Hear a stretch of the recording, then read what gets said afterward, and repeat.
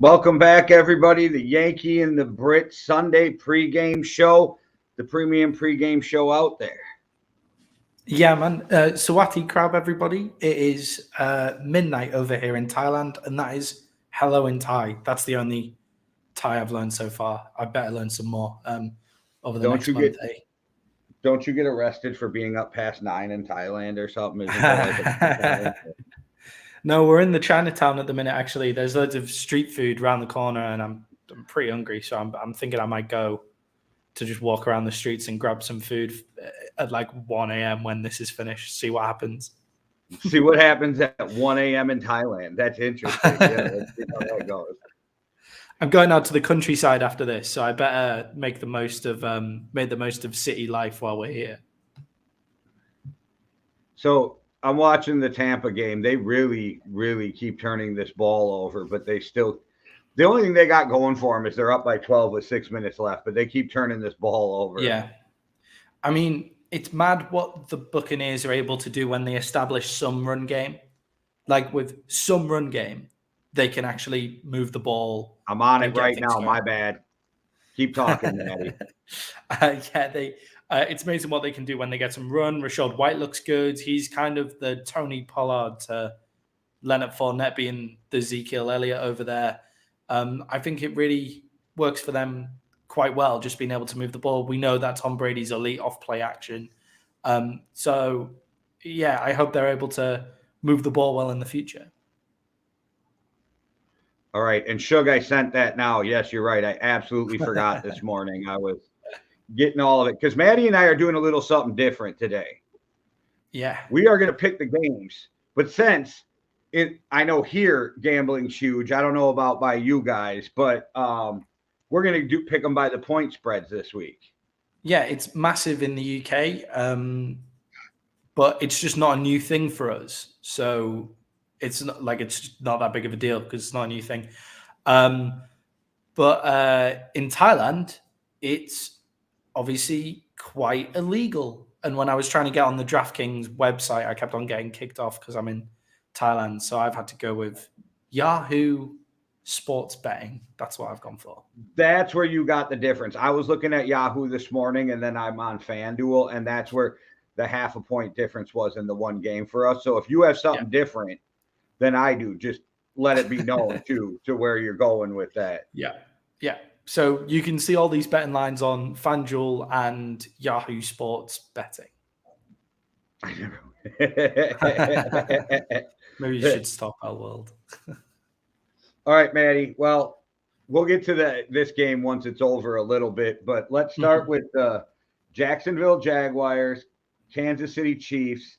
For me, the point spread's 9.5.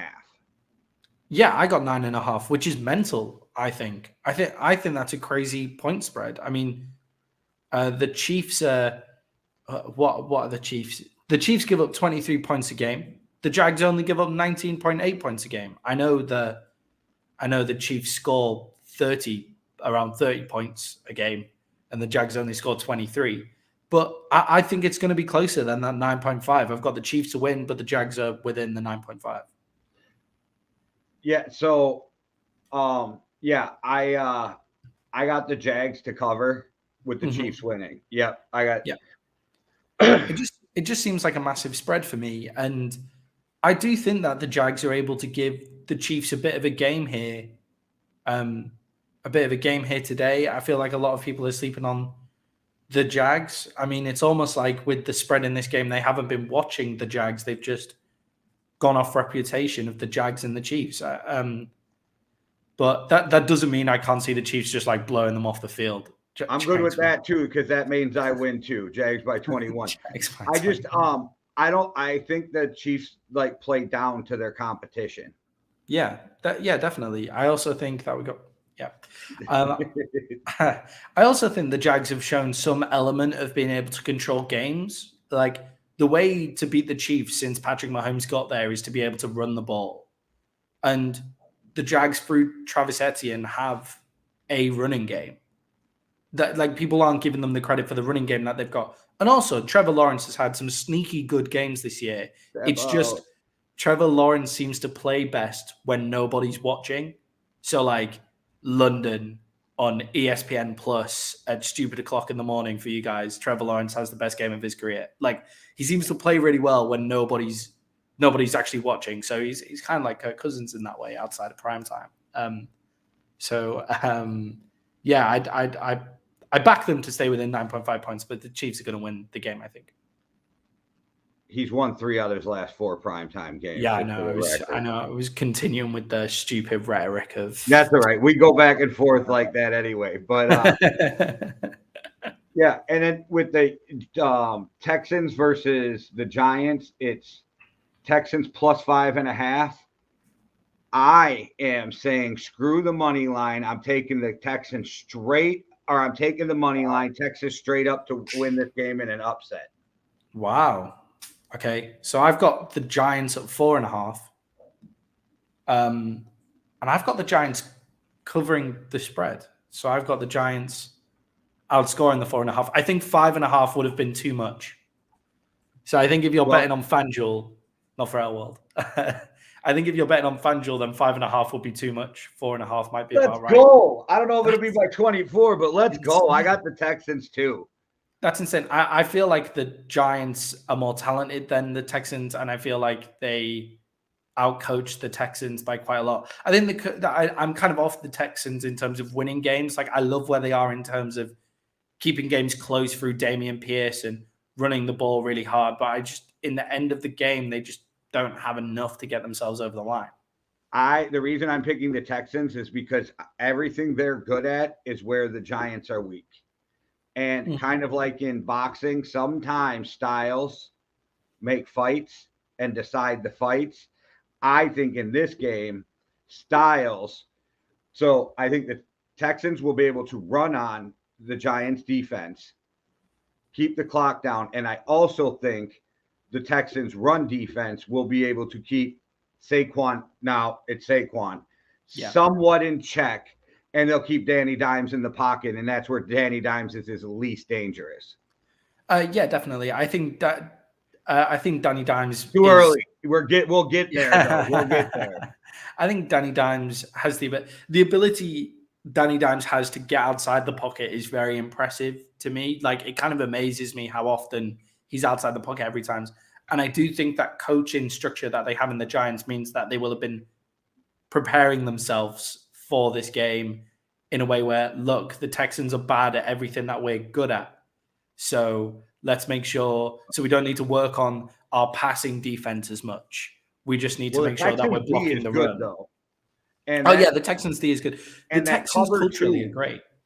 Playing cover 2, which Lovie Smith has played since time immemorial, is your eyes are always on the quarterback, which means it makes it very hard for Danny Dimes to hit those lanes and get open.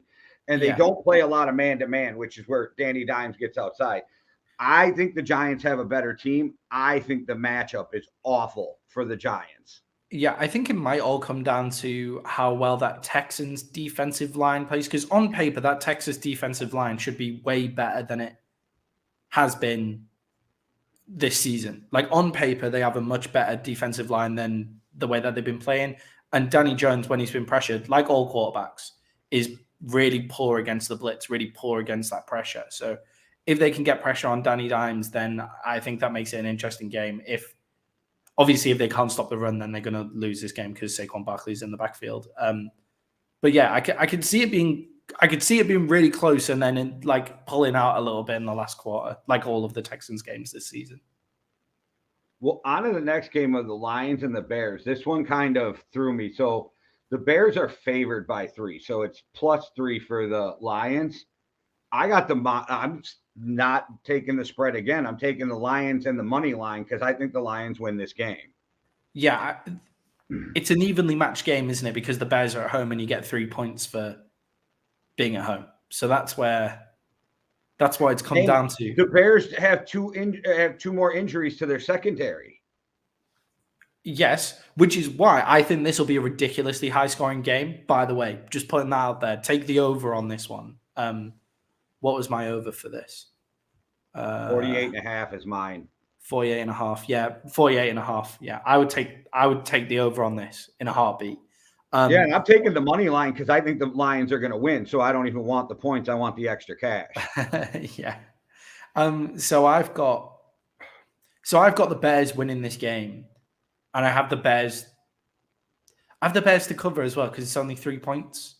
I feel, All right. yeah, and I just feel like you sit down there and you watch the Lions are so bad against the run. Like, it's not even funny how bad they are against the run. I'm going to put up this, and I want to know, are you saying over 250 yards total or passing? Because that's what I want to know. Because if you're saying passing, I'll argue with you. If you're saying total, I'm with you. Would not be shocked he hits 300 yards total. But I want to know if you're talking passing or what. And I'm putting on my Swami hat for today. Jared Goff, 300 plus 3 tuds. Yeah. And you've picked up Jared Goff, haven't you? That's kind of impressive. My homer pick of Oh man, total. I agree with Shugden. I would bet Justin Fields 250 yards over. Yeah, Justin Fields could almost run for 200 yards. 178 in the loss last week. Yeah. I genuinely think that the Bears will just be able to control this game. Like the Lions can't. Well, my question is, so outside of Justin Fields running the ball, let's just set him to the side for right now. The Lions have a pretty good run defense. They get eat up in the pass game. They're playing a quarterback that's not super accurate and receivers who drop balls all the time. I don't know. I think this could be a blowout Lions because they've proven that they can put up points in bunches. And like I said, the Bears defense is really, they traded away everybody, and now they're two of their starting DBs are hurt. But again, when you're talking about teams like this, it literally could go either way. Yeah. I mean, the Lions have the 31st run defense in the league. Well, yes, but so I watched Chris Sims break that down. Running quarterbacks kill them. And then when they are playing teams who are passing, that's when their run defense gets the shit beat out of them. So it looks worse than it is. So that's why I said going with Fields that can't throw and has receivers who can't catch right now, which doesn't help him at all. Yeah. I don't know. The Giants, it's kind of like the Giants. Like, I can crush Danny Dimes, but he's playing better than he did last year. But his receivers ain't helping him at all either. Like, Justin Fields' receivers aren't helping him at all. Yeah, I feel like Chase Claypool comes in and actually does make a bit of a difference. But I also want to give the shout out to the Lions defense for improving a lot since the bye week. There's some weird stats. So, like, the Lions stats over the last few games have been a lot better. Whereas the defensive line is actually working now. So you and I are in this weird category too with our teams, right? And I don't remember the exact ranking, so I'm making up numbers, guys, to give you just a rough idea of what I'm saying. We both had some offensive line PFF shit grades in the beginning of the year. But if you knock off the first 3 games for both of us, we're both in the top 5 of offensive line. So it depends on I don't care what the overall is. Where is my team or what team we're talking about in the last 3 or 4 games? Yeah, definitely. And since the bye week, they've played the Cowboys where they played them hard, and they played the Dolphins, who are just the Dolphins are something else when it comes to offense. So they've played a lot better recently. And I just think the Bears, I think the Bears can control the clock on them. And as you say, they struggle against mobile quarterbacks. And I do think that Chase Claypool does make a difference in that Lions offense. I'm taking the Bears, but I'm not totally convinced on my -3 on my Bears to cover the spread. So this is a weird game for me because this is a very weird point spread in the next game. New Orleans Saints, Pittsburgh Steelers. Pittsburgh's at home. Pittsburgh's favored by 1 point at home, which means on a neutral field, the Saints would be favored by 2. Yeah, which just looking at the way that either of these teams play, there's no way that I just don't think. I think the Steelers are getting that -1 on reputation, to be honest. Like, that's all on reputation. They've actually been one of the worst defenses in the league this season. I think They're 24th in points per game. I don't think it helps that they're calling for Andy Dalton to be benched because he's been playing so bad. I don't know about by 37, but I definitely, again, am saying screw the points. It's a 1 point. Give me the money line. I'm taking the Saints. 100%. The Pittsburgh Steelers are 28th in yards per game on defense, 24th in points per game, 31st in passing defense, and 31st in point scoring offense. So they can't score, and they're shit on defense. Hello. Hi. You just peeked into the podcast. I was looking to see if it was live or not, and it is. Yeah. Well, hi, everybody. That's my wife, Sandy, who decided to be part of the show. And yes, it's live. And we got some high Sandys from the crowd. I'm sure it was really appealing, too, for me to be like, eh. All right. So she comes in, grabs the dog, and jumps on the show. Probably better than looking at me and you. But so I'm taking Steelers win, by the way. Just you're taking the you just Saints win. Saints win. You just confused me. You shit all over you shit all over them and then took Saints. We both got the Saints winning that game. So this is a weird one. Miami's at home. Yeah. And they're only a 3-point favorite against the Cleveland Browns. Yeah, I don't understand how that's that close. The Dolphins' offense is unbelievable. I like the Cleveland team right now. I will like them less in week 11 when their quarterback comes back because I just can't cheer for that guy. I can't. Mm-hmm. But last year they were my darling team, even though they didn't get to where I wanted them to go. I think they have a ton of talent. But, man, I think the Dolphins are going to dog walk them at home, especially coming from Cleveland going to that Miami Heat we've already seen. The temperature difference on the sideline. Like, I don't get the 3-point spread unless there's somebody they're missing something that I don't know about. Yeah, the only reason it could be a 3-point spread is Tyreek Hill has one leg.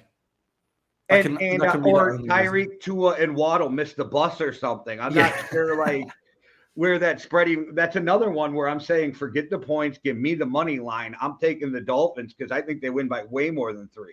Yeah, the Dolphins win by way more. I've got 3.5 here, but the Dolphins win by way more than 3.5 as well. They're the second best offense in the league, and that's with Tua missing games.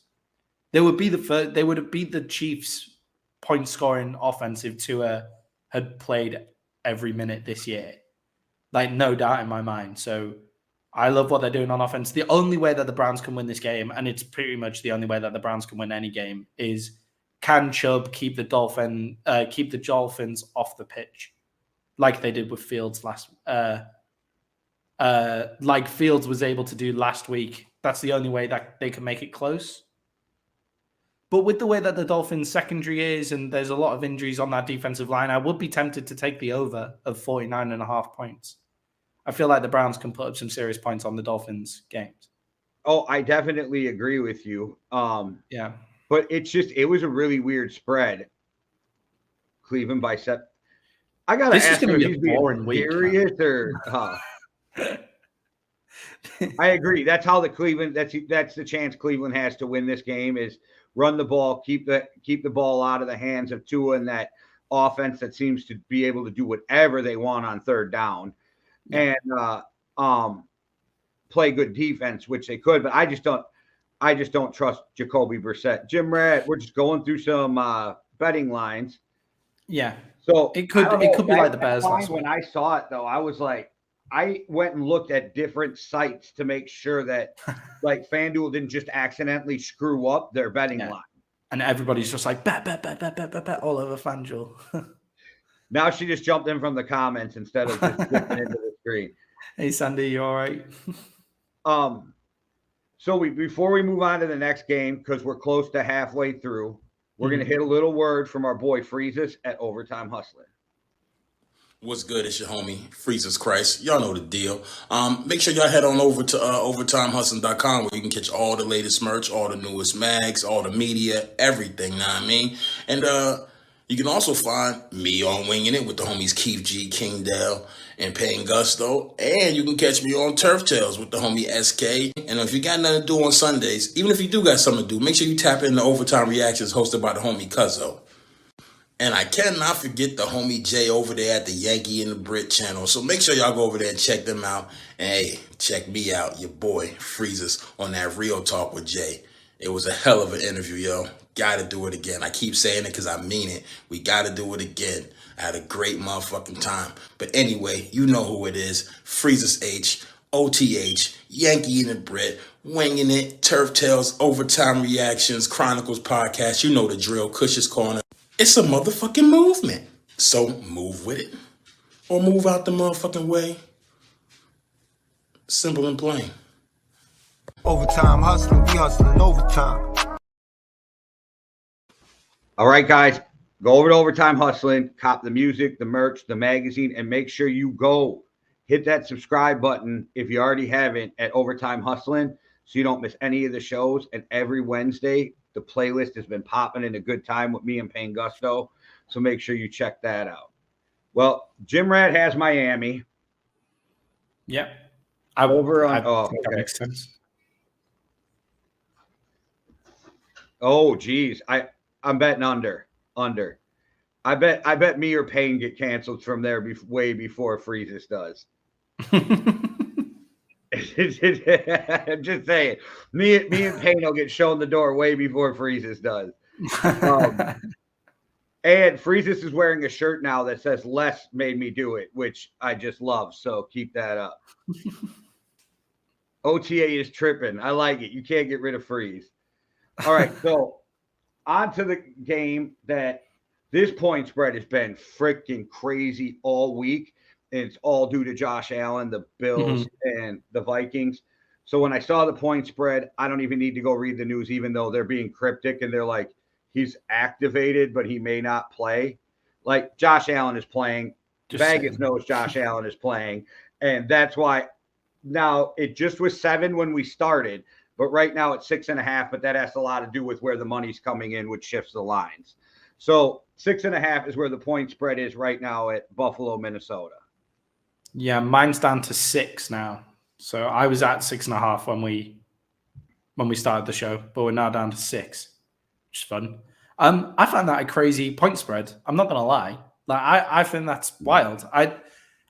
Josh Allen is coming off an elbow injury and a loss to the Jets, which, although I'm higher on the Jets this year and higher on the Jets than a lot of people in general at the start of the year, it's still the Jets, and they're about to play the 7-1 Vikings, who can run the ball, keep Josh Allen off the field. And your defense has actually got something going now. I don't see how it can be a 6.5 point spread now with Josh Allen, with Stephon Diggs, with the way that their defense plays, because their defensive line is very impressive. I have the Bills winning that game, but I think it'll be within 6.5 points, definitely. I fucking hate this, and I hope I'm completely wrong. A lot of Buffalo. What are we in Montana? I hope I'm completely wrong, but this is another one. If I was betting, I throw out the point spread and I take the money line. Bills win by more than 6.5. Yeah. Why? What's making you take that? What's making you feel so bad about this game? I'm a Vikings fan. It's got to fall out at some point. The bottom falls out of the fucking team at some point. And also, so I don't think anybody comes into a season realistically going, my team's going to go 17-0 or 16-1, and there's going to be bumps in the road. And that Bills Mafia is something crazy. Right as of now, this is the Vikings' biggest game of the year. It just makes me nervous. Delvin Tomlinson's still out. Cameron Dantzler's not playing because he's injured. He's out for 3 to 4 weeks. So, and our offense is stop and start. So if we don't get out to like a fast start and the offense keep clicking, it scares me. And maybe that's just, like I said, the Vikings waiting for the bottom to fall out on me. Yeah, I mean, that's a upsetting. That's an upsetting thought that it's going to fall out. I think that the Vikings have got the habit of winning in them. And I think the Bills almost don't have that habit of winning. I think they're too complacent when they go into games. Now, getting punched in the mouth by the Jets might have woken them up, which is a worry. But do you know what? This game, I would have almost preferred them to play Case Keenum. I feel like Case Keenum's actually a good comp and could get the job done. Make sure Josh Allen's fully healthy. If there's any problems with that Josh Allen elbow and he's not throwing the ball well at all, then I take him out of the game instantly and put Case Keenum in straight away. And then it also makes me nervous that this is Stephon Diggs' first game against the Vikings since being traded. Yeah, I mean, don't get me wrong. Stephon Diggs could go absolutely off. I just think, wouldn't it be cool to see Case Keenum and Stephon Diggs playing against Minnesota? I mean, as long as they lost, it'd be fucking great. Yeah. Yeah, and definitely. I'm just going to leave that comment there for you. Yeah, I say my thoughts, man. Can't be silenced. I can't be silent. You can't get me. Freedom of speech, motherfucker. I'm all the way in Thailand right now. You ain't got freedom of speech in England either, so don't start. Yeah, that's upsetting. What an upsetting thought. So this game, like these, I need to live in a state where I can gamble because this is killing me. Broncos Titans are only a 2.5 favorite against the awful Broncos. Update everybody. Upset of the week coming in here. Broncos are going to beat the Titans outright. Wow, I got the Titans by 7, but okay. I think the Broncos coming off a bye week should really help. Hopefully, as long as they've been watching film. Did they get a new coach? Yeah, that is an issue. But I do think that. Don't get me wrong, I'm not overly confident in it, but there is thought behind it, and I realized that I needed an upset this week because I've basically picked everybody to win who was a favorite. But yeah, I think the Broncos. Hopefully, Russell Wilson will have addressed that flinching in the pocket, the fact that he's looking at the rush the entire time, not the actual place he's meant to be passing it. Hopefully, he'll be able to sort that out. It's like we like to call it. I don't know if you've heard this term in the UK, if you guys use it, but over here, when a quarterback's all flinchy and does that in the pocket, and I think Peyton Manning actually made up this term, it's called chuck and duck. Chuck and duck. Shit, they're coming. Chuck and duck. Like, yeah. And even if he hasn't even if he hasn't sorted out his problem with the chuck and duck, the Titans have the 29th worst passing defense.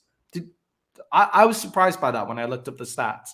And on top of that, the reason that they have that problem is because they can't run the passer. They haven't been able to run the passer for the past 2-3 years. Like, it's pretty wild.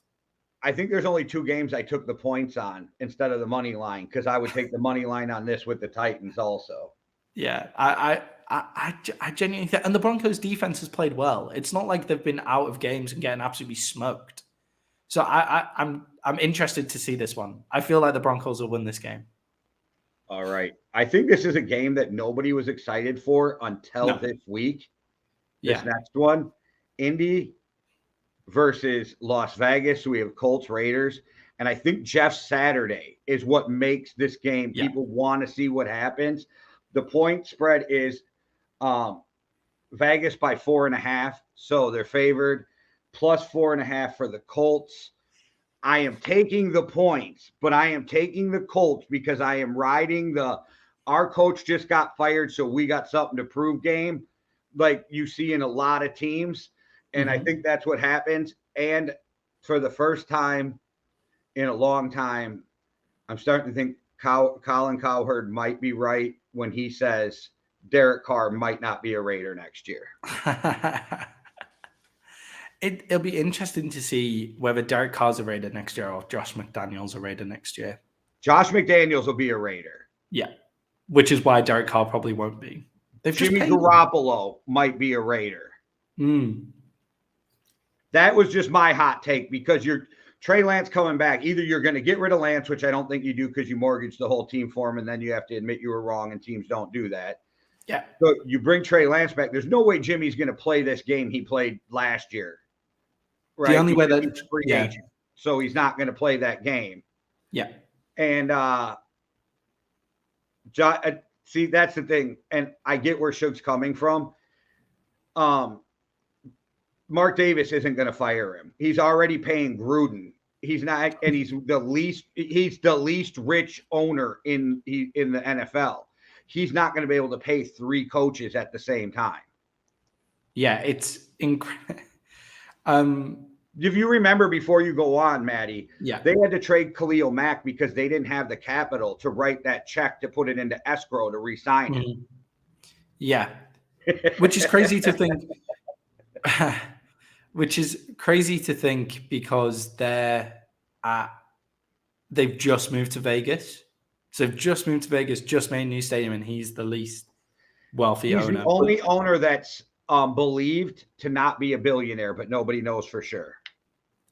Surely if you own like the Raiders are worth more than $1 billion. Yeah, but Al Davis really hurt them financially, moving them back and forth, I guess, from LA to Oakland and all of that. And so I guess he's not a billionaire according to some. And if he is, he's, I hate to say this, barely a billionaire.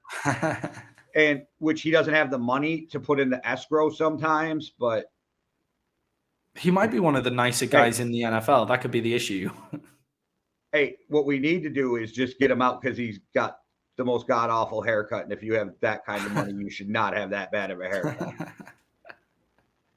So who do you got, though? I went on a rant to tell you why I think the Colts win this game.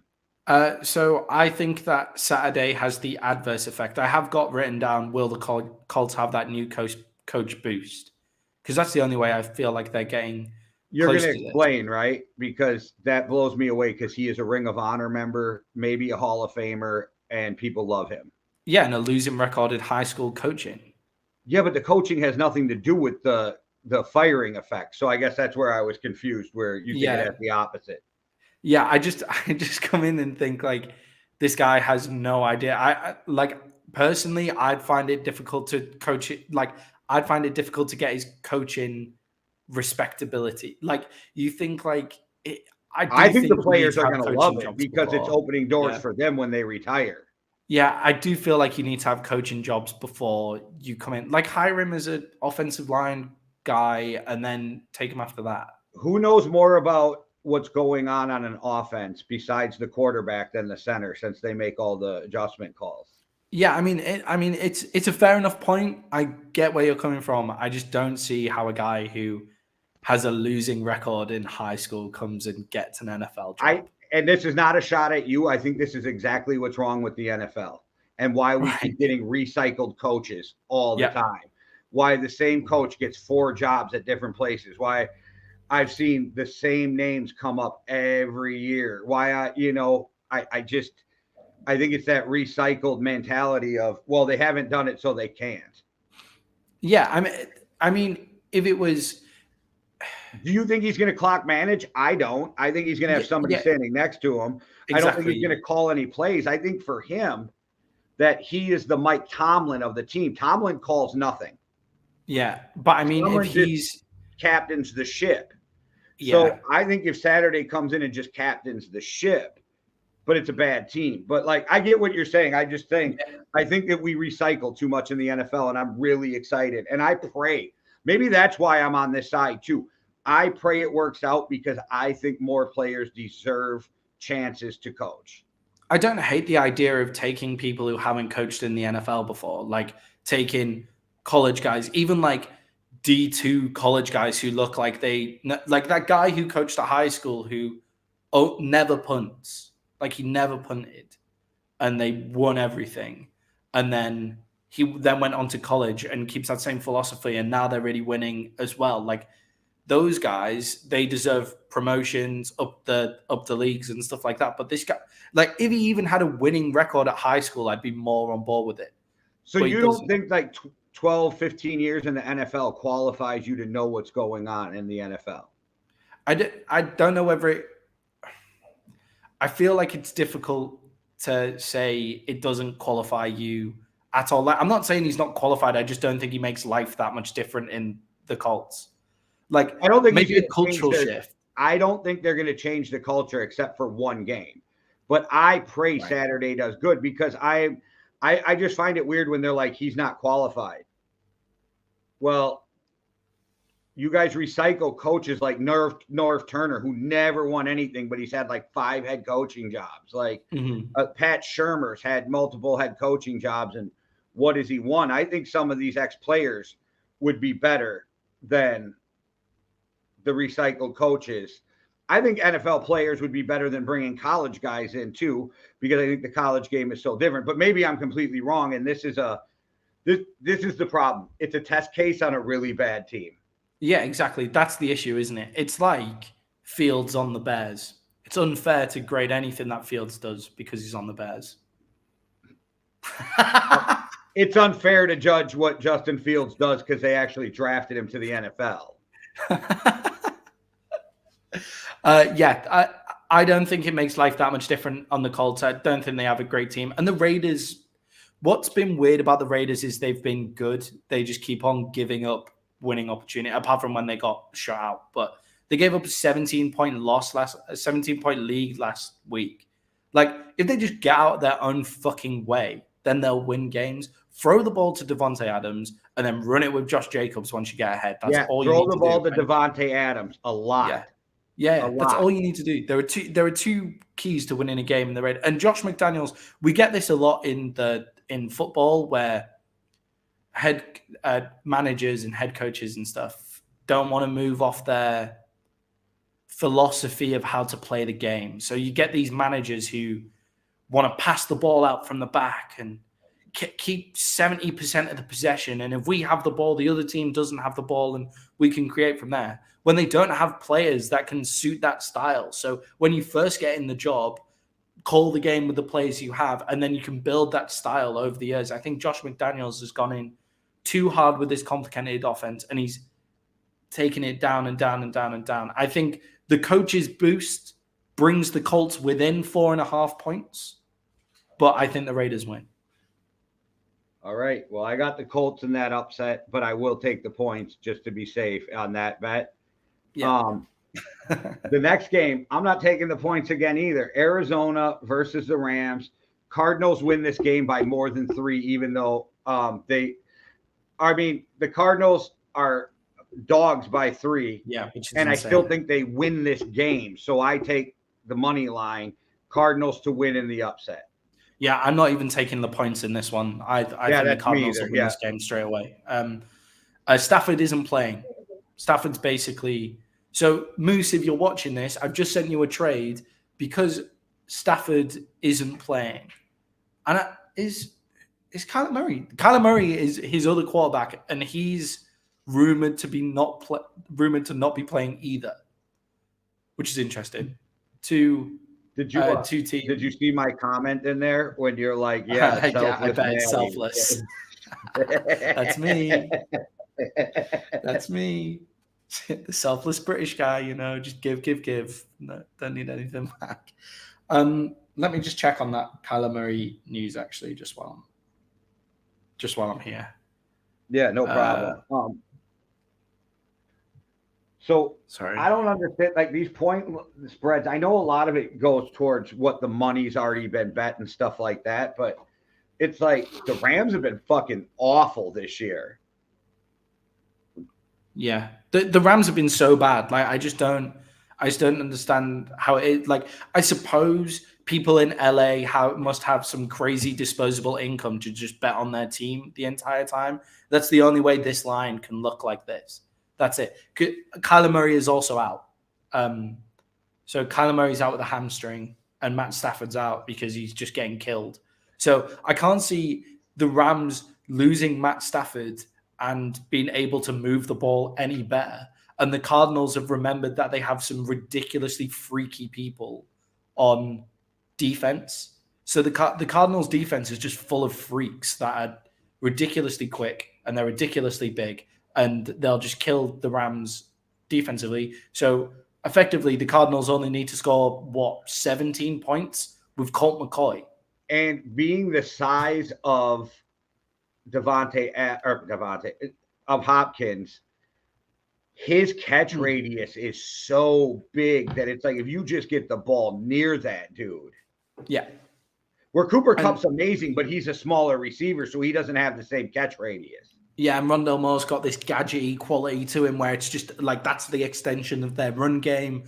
They have a run game that kind of works as well. So, and Colt McCoy has come and won games for the Cardinals. Like, it's not like Colt McCoy's coming out of nowhere. Right. Who's going to be backing up for the Rams? I don't even remember who the Rams' backup quarterback is. For some reason, I think it's Chase Daniel. No, John Wolford. Oh, John Wolford's actually all right. I quite like John Wolford, but just not behind this offensive line with this offensive scheme for some reason against this crazy athletic defense. All right, on to your Dallas Cowboys, Green Bay Packers. The Packers are 3.5-point dogs at home, which means on a neutral field, they'd be 6.5-point dogs. But again, I'm not even taking the point spread. No. I'm taking the money, and I'm taking the Cowboys to rout the Packers. Yeah, so the Cowboys offense is firing. The Cowboys offense is firing with Dak, which is good. They scored 49 points, which is the most in the NFL so far this year. The Packers defense, I don't understand why the Packers defense gets this crazy, like they're so good vibe from them. Like I thought this at the start of the season. Like I'm not sure how good the Packers defense actually is. They're 26 in the league in rush defense, and we run the ball very, very well.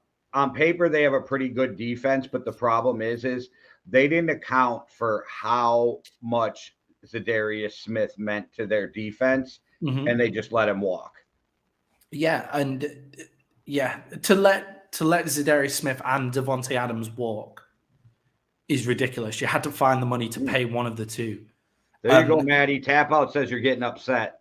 Yeah, I mean, I wouldn't be surprised if the Cowboys came out all complacent and just got smacked in the mouth by Aaron Rodgers just being incredible, because Aaron Rodgers, for some reason, just loves to play against the Cowboys. But I still feel he has no one to throw it to. And if he plays like he did last week, then Trayvon Diggs is going to have Dobbs is injured too, so that doesn't help. Yeah, he's going to have an absolutely wild day. So Diggs will have a wild day, and my defense on fantasy will be awesome. I'd see them walk in the Packers, to be honest. I think our running game beats them anyway. All right, so we have the LA Chargers versus San Francisco 49ers. Point spread is 7.5. The San Francisco 49ers are favored by 7. Chargers are 7.5. Chargers are 7.5-point dogs. I think the 49ers win this game, but I'm taking the Chargers in the points because I don't think that the 49ers cover the 7.5. I think the 49ers might walk the Chargers this week, which kills me inside because I love the Chargers. I love what they've been doing. But the 49ers are on a roll right now. Deebo Samuels is coming back. That 49ers offense is scary, and the Chargers just don't play physical ball. Like they don't match up physically against anyone. 7.5 points is a lot, but I can see them winning by over a touchdown. I'm going to take the 49ers by 10 in this game. They manage the game. Their defense is, even though it's not the healthiest it should be, their defense is great. They can do a lot of trickeration, as you guys call it over there, on Justin Herbert. I still love Justin Herbert, though, and I do enjoy what the Chargers are able to do. They just need to get a better defense and some weapons. Their weapons are all injured. And as well. I'm convinced Staley's not a good coach. I'm convinced Staley's not a good coach. He takes way too many chances on fourth downs. He thinks that he's got a better team than he does, and he puts them in bad situations with coaching calls. Yeah, and he just loves that. He's like, analytics. He's one of those guys as well that just won't give up his philosophy. It's like, come on, man. Like me and you have always talked about this. There's analytics, and then there's manalytics, right? Yeah. And sometimes I don't care what the numbers say. Numbers say your goal for this, you run the ball on 4th and inches, and you're going to get it 92% of the time. I'm making that number up, right? The analytics does not take account like if your running back's got a sore hamstring, or if your right guard is injured, or if There's certain things that have to go into it. You can't do it all by the numbers. I'm all for analytics in certain spots. Like, it makes sense, but you can't always use analytics, and a good coach has to know his team. Yeah, and if the defense fronted up like it should be this year, like the defense, it's another one of those ones where the defense looks so much better on paper than it actually plays. If they were playing to their potential this year, then go for it on 4th and 1, but they're not. So stop putting your defense in stupid situations as well. Take the points, get out of there. But the 49ers, with Christian McCaffrey, Deebo Samuels in the backfield, Jimmy Garoppolo, good game manager, I feel like they could win this game by 10. All right, on to the Monday Night Football game, which they got to quit giving us these shit primetime games. But yeah, this is awful. Commanders versus the Eagles. It's 10.5 over here. Dogs for the Commanders. I am a big believer in double-digit spreads are where you usually go make your money on a bet because it's hard to win by double digits. Yeah. I'm still taking the Eagles minus the 10.5. Yeah, so we've got an 11-point spread. I am surprised that this is the biggest spread of the week, by the way. There's games in there that I think maybe should have bigger spreads than this. What was the 9.5? Yeah. There's games in there that probably should have a bigger spread than this game. But I think their loss last week was very deflating for Washington, and the game shouldn't even have been as close as it was, but refs tried to tackle Cam Bynum in the middle of the field. Yeah, and I think the Commanders are officially out of this division now. There's three teams that are like miles ahead, so I can see why it's going like this. And the Eagles, if the Eagles are going to trip up, it's not going to be against a divisional opponent. I feel like they're able to. Yeah, I'd love to see it. I'd be very, very happy if it happened, but it won't happen. The Eagles are amazing on offense. They're really solid on defense. They have guys in there that are really consistent week in, week out. So the Eagles by 11 points, I'm good with that. I'm taking the Eagles to cover the spread. I did the same thing, which means that the Eagles are going to lose. Yeah, great, awesome. All right. Well, it's that time of the show for Shug's Pick 5. We got Shug in the house, so let's bring him in. Thanks for being here, Shug. Yeah, no problem. Oh, we got the picks up on the screen. And I guess let's just go down the line real quick and start with your Cowboys. Pick your Cowboys pick. Yeah, the Packers just suck, so I love it. I love hearing that. But you can shove your fucking cheese heads up your ass, as the Brits would say. No, I think Diggs is going to give problems to Rodgers. I think Parsons, of course, is going to give problems to Rodgers. Is Zeke playing or is it Pollard starting? I think Pollard will probably take the bulk of the carries, but Zeke will be in there for 3rd and 2, 4th and 1 kind of situations. All right, so yeah, I could see Pollard going for multiple scores again this week as well. So hopefully for my fantasy team and my actual team. Obviously, I care about the Cowboys more than my fantasy team. Just putting that out there. I want to ask you about that Dolphins game too, Shug. What do you think of that point spread where the Dolphins are only 3-point dogs in that game? Yeah, to me that one was kind of crazy. I was definitely expecting the Dolphins to have a way bigger point spread than that. So I'm not sure where they came up with that number, to be honest. Yeah, I thought it was nuts because when I saw that, I'm like, the Dolphins are playing good football. And Maddie made a comment a couple weeks ago that I've been riding with him on, is that you can good luck stopping the Dolphins on 3rd down. Yeah. Well, the thing is, the Browns aren't a bad team, though. It just depends on how they approach the game. If they show up and get an early lead and can hold on to the ball, they can rely on Nick Chubb to really, milk that game away. But the Dolphins with Tyreek Hill and Waddle, they can score, in one play every drive. So. And you grew up in Florida, man. You know that temperature is a real thing in Miami, and the way they put the visitors in the sun. That I don't understand how that doesn't play more of effect on these point spreads. Well, yeah, I think that'll definitely play a bigger or have a bigger impact on the game. But the point spread, yeah, that one, I feel like they just kind of drew something out of a hat almost. Right. I just think the craziest thing on this point spread as well, and the craziest thing about what people are saying about Tua this year is obviously Tua played in Bama, and the biggest knock coming out was no receivers in the NFL are going to be Bama open. Mhm. And in this Dolphins defense, they're Bama open all the time. They're almost more open. Like, it's wild. So I have no idea. I have no idea how anybody stops this offense. And the only way to stop it is what the Bears did, was run the ball, which the Browns can do, and Chubb can keep going. But you're not going to win like that because the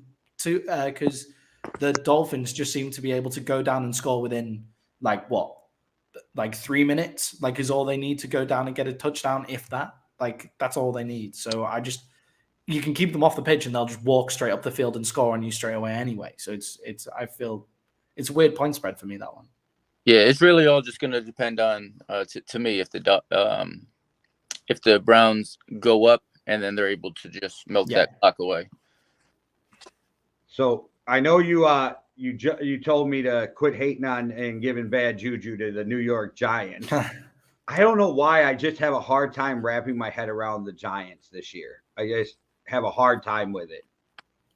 Yeah, I'm not a Giants fan. I don't know why, though. I just like Danny Dimes. I'm with you, man.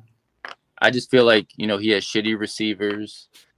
Their defense is all right. Really all he has is Barkley to me. But I don't know. I just like the way he plays. He doesn't seem afraid to run the ball. He doesn't seem afraid to get in the mix. And, like I said, he has shitty receivers. So if you take away a lot of them drops, the Giants are up there as far as talent-wise, if you can get rid of a lot of them drops, really. So I like the Giants in this one. The Texans, they haven't really done anything to impress me. They do got a good running game, and their defense is decent. But I think the Giants, coming off of a bye week, they should be able to take this one. Yeah, the Texans are a team for next year, right? Like, the Texans are building blocks for next year, and it looks good. And the Giants have maybe come out a year early. They're not as good as what their record says, I would say. But I like Danny Dimes as well. I feel like if you can get him a solid weapon in the draft coming out, they're a real team to worry about as well. I love their coaching matchup against the Texans as well. So, Maddie, you taking Danny Dimes over Dak Prescott? No, obviously not. Okay. Okay. Just asking. Yeah, I'm not saying like, Danny Dimes is a top 10 quarterback. I was just asking. See, now you're putting more thought into it than I did. I was just asking. Leave it there. So that Tennessee pick, I want to go back to that line. That's only a 2.5 point line, and the Denver Broncos have been awful. Yeah, that's another one I don't really get. Tennessee, I feel like they could just give the ball to Derrick Henry and be done with that game in the first half, to be honest. But I'm not sure where they're coming up with these game lines this week. Maybe they're just trying to thing or make some people some money. But Tennessee should easily win that game. But it does depend on if they have early game turnovers, I think. So Denver, for some reason, does have a way of, keeping themselves in the games. And for some reason, Russell Wilson, he thinks he still has to prove himself. So we'll see. But I think Derrick Henry should go for over 150, and the Titans should be done with that game by like mid-third quarter. The Broncos are the 12th best running defense in the league. Just putting that out there. You do know Derrick. they just traded away one of their best defensive players. Yeah, I'm aware. I'm not sure how much that really affects them against Derrick Henry just running up the middle. That's not really where Chubb was playing his best ball. And yeah, I'm not sure about that one because the Titans are the 29th worst defense in passing, and they can't get to the quarterback, which is only going to help Russell Wilson coming off a bye. So I'm just not sure about that one. I think that one will be closer than how you I resent you making me shit on Russell Wilson as a Badger fan, but like Russell's been garbage this year. Well, for one, I'm still mad at Russell Wilson from a few weeks ago losing me some money. Fair enough. But I don't really think the defensive stats in that compare or matter when you play a player like Derrick Henry. And just kind of the tear he's been on lately. The defense doesn't matter who he's up against at this point. And it's not even just for this season. It's, we're talking almost 2.5 years now where, he's almost consistent every single game. So they do have a good defense, but once again, it's Derrick Henry. So I feel like that doesn't really matter when he's playing. Yeah, I mean, the Broncos also aren't going to be able to run the ball at all. The Titans are second best in pass defense. Rushing defense. They're the second best in the league. So they're not going to be able to run the ball at all. So they will just be able to shoot for Russell Wilson and see what happens. I think Russell Wilson might come out and surprise a few people. I think Wilson might be sacked more than 3 times this game. All right. That's a big call. I reckon you'd make some decent money on that because the Titans can't sack anyone. Some K. Was this 49ers game, like I said, I think the 49ers are going to win. 7.5 is kind of a lot on a game up for a team that's a running team. But Christian McCaffrey changed life in San Francisco. Yeah, he did. To me, the only chance that I think that the Chargers have is once they get up on like an early leader. But I don't really see that happening since all season they seem to be down in the first and second quarter. And then, they score like 21 points and make it more of a game towards the third quarter. But I think the 49ers should have a decent game. You said Trey Lance is playing this week? No. We were talking about how he's out for the whole year. Like next year, they're going to have to move off Jimmy Garoppolo. Okay. Yeah, so I think, I definitely agree with that. Jimmy Garoppolo to me is more just like a game manager, and he's not really even that great at that. So I feel like if they just feed the ball to McCaffrey, get Kittle, it should be a pretty decent game to them. Get some Deebo Samuels in there for sure. Yeah, Deebo's back, yeah. Yeah, so. All right, and then the last pick you had for this week is the New Orleans Saints. I'm trying to go back to see what the spread was on that one. +1. Oh, yeah, that was that 1 point spread. That was that weird 1 point spread. Now, funny enough, this one and the Cowboys games are the two that I feel the most confident about. Safest bet, yeah. I feel like, just with the Steelers' quarterback issues and the Saints' unpredictability, they should be able to win this game. I really feel like there's going to be a lot of Taysom Hill. I can see him maybe getting 1 or 2 touchdowns. Definitely trick play or 2 in there from the Saints this week, maybe like a wide receiver pass for a touchdown, something like that. And then they're going to rely on Alvin Kamara a lot. So it should be a pretty decent game for the Saints. Steelers. They're just, I don't know, they're just not really good for me. I think Maddie's right in a lot of that.